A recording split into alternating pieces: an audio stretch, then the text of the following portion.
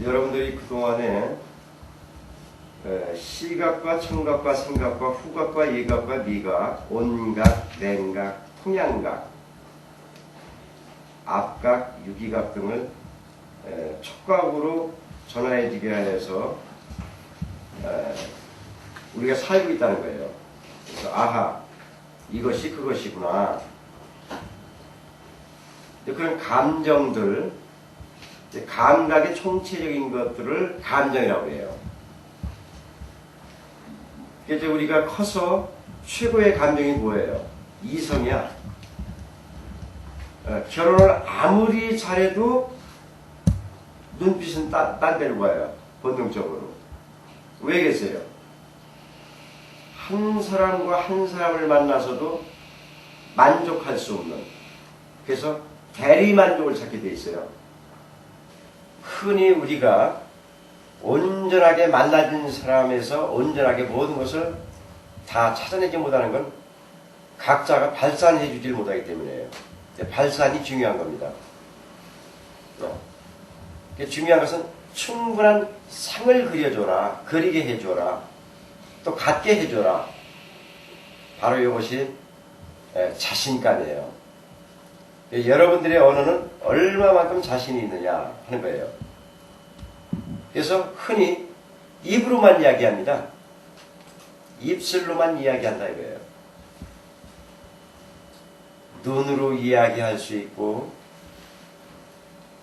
제스처, 이 손놀림으로 이야기해 줄 수 있고, 그 외국인들 보면 거의 손이 들어가잖아요. 그죠? 이렇게 어떤 포즈가 들어가요. 품새, 폼이 들어가요. 이것은 그만큼 내가 열렬하게 이야기한다는 뜻이에요. 열렬하게 뜻을 준다는 얘기예요. 열렬하게 전달시켜준다. 그 동화 과정을 갖지 못할 때 자기의 인생은 그만큼 거짓이 되는 거예요. 상대편에게 충분히 주어라 하는 거예요. 그래서 여러분들은 우선 눈빛 입술을 가져라. 눈으로 이야기하는 것을 배워야 돼요. 눈은 똑같아요. 입술만 움직여요. 이야기할 때 보면. 이것이 한국인들 99%가 그렇습니다. 1% 정도는 이제 유학생활을 많이 해서 그걸 이제 습득한 사람들, 배운 사람들 이야기예요.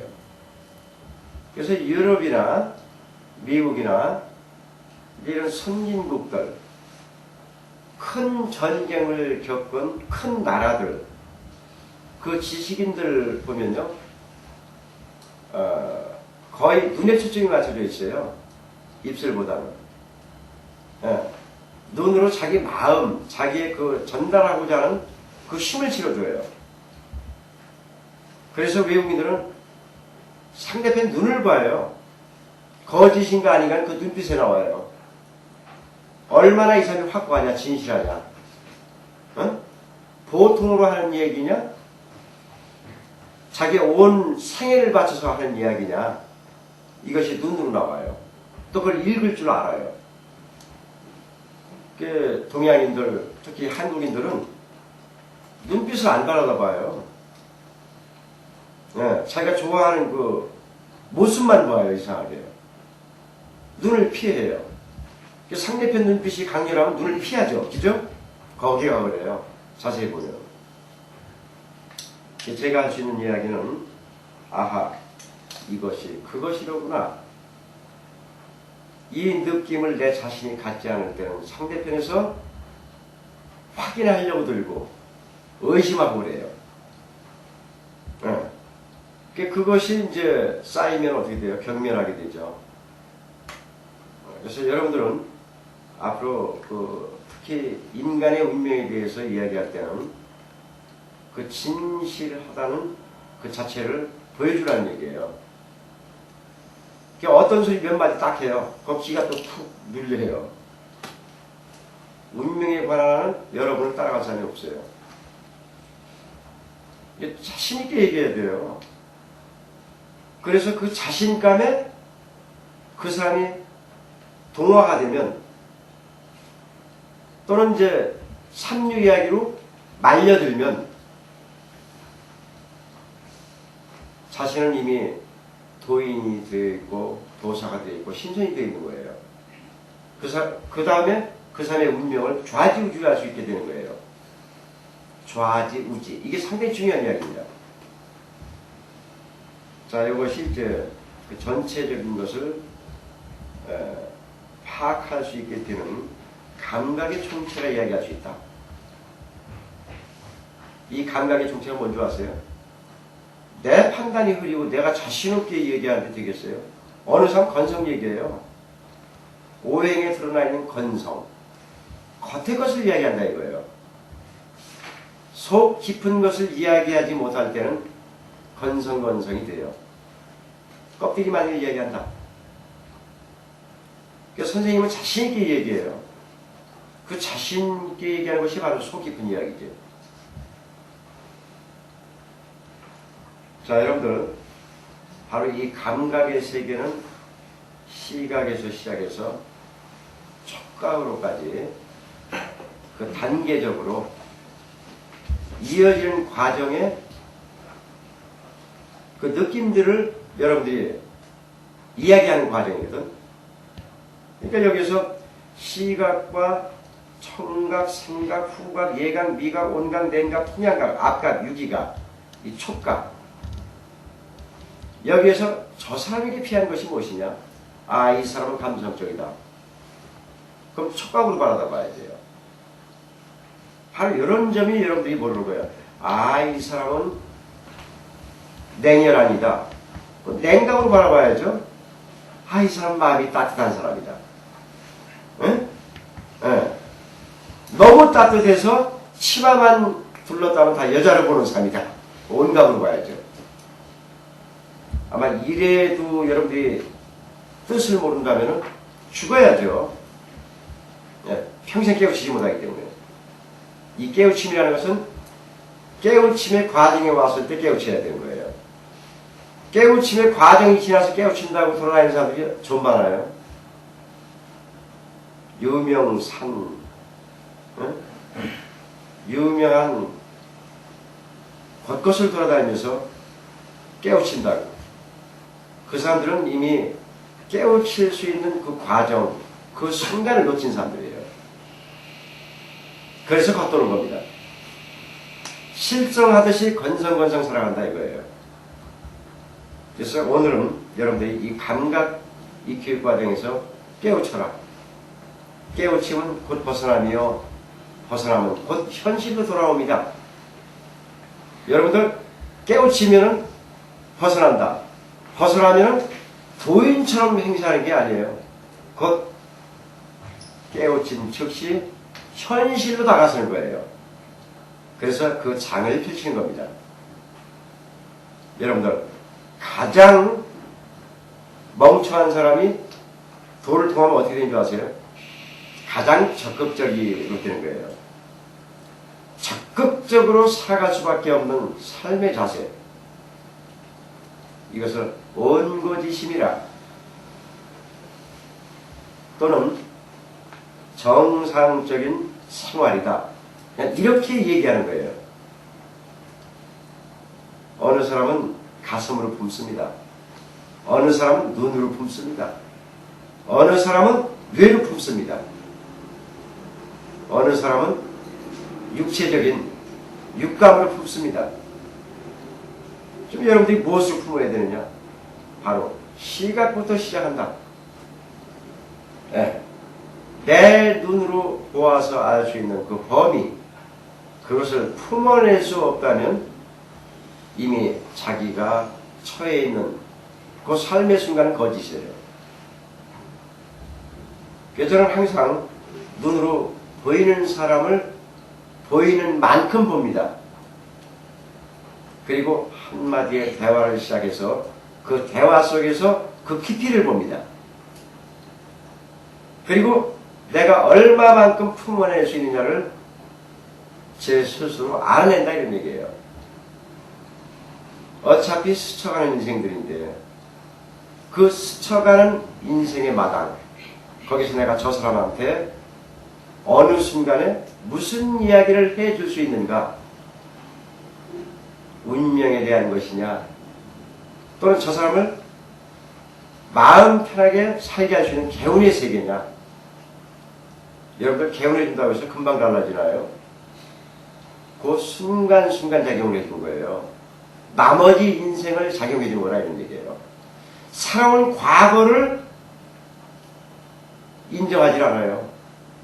개운의 세계는 살아온 만큼 거기에서 다시 시작하는 생을 얘기해 준다 이거예요. 살아온 만큼에서 플러스해서 변화해 주는 인생. 그게 개운입니다.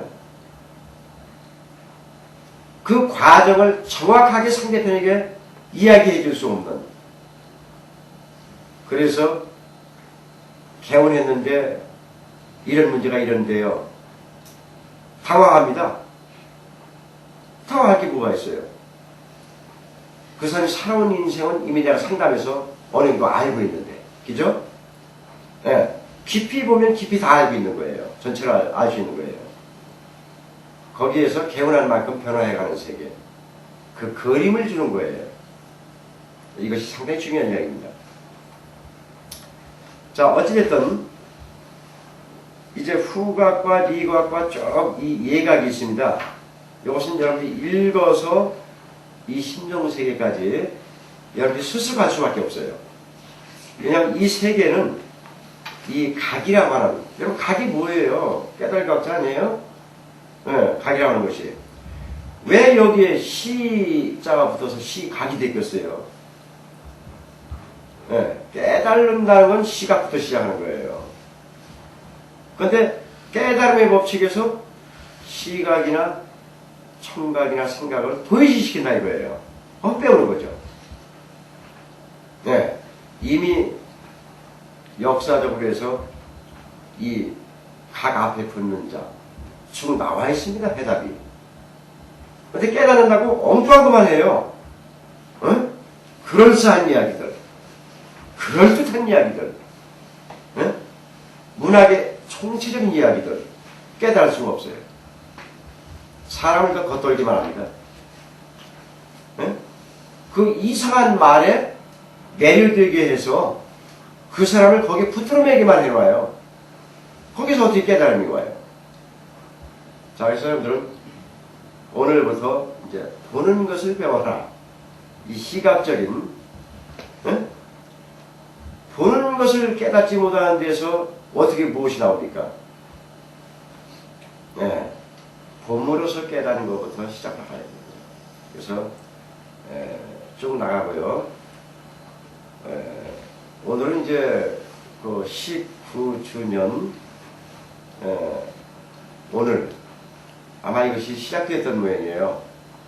저는 사실 뭐 엊그저께 같은데 벌써 19년이 됐다 하니까 참 우습네요. 그래서 저는 시간 개념 또 경제적인 개념을 좀 벗어나서 살아서 그런가 봐요. 자, 여러분들 어쨌든 이제 다음부터는 이제 이 심성에 대해서 얘기하겠는데, 다음에 그 강의를 위해서 이 심성에 대해서 잠깐 그 문을 열어놓겠습니다. 심성이라는 것은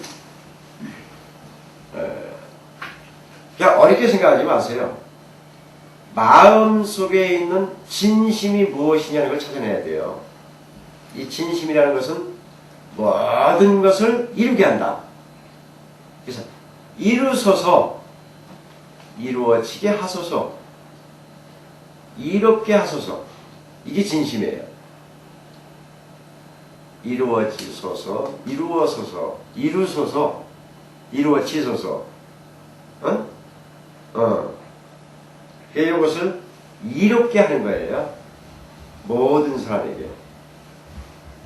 그래서 심성의 진심은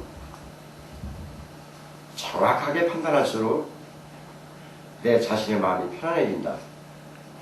아무리 편해져도 요만큼의 경제적인 여유가 있어야 돼. 내가 없으면은 일이 안 돼요. 내 생활이 유지가 안 돼요. 걱정하게 됩니다. 그래서 이 진심 가운데서 포함되지 않는 게 바로 물질이다, 이렇게 알면 돼요. 요걸 모르기 때문에 아니 저 작자가 심성의 세계 진심이 어쩌고 저쩌고 했는데 돈 몇 푼에 좀 무엇이상 지는다고.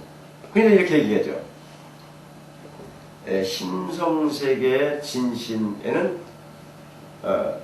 물질이 촉발되어 있는 게 아니고 물질과는 하등의 상관이 없는 거예요. 자, 결론은 뭐냐? 정신세계 본뜻을 이야기한다 이거예요. 심성의 진심은 바로 마음의 세계, 정신세계다. 이렇게 아시고 다음 강의에 이것을 이어서 여러분들에게 말씀드려 주겠습니다. 감사합니다.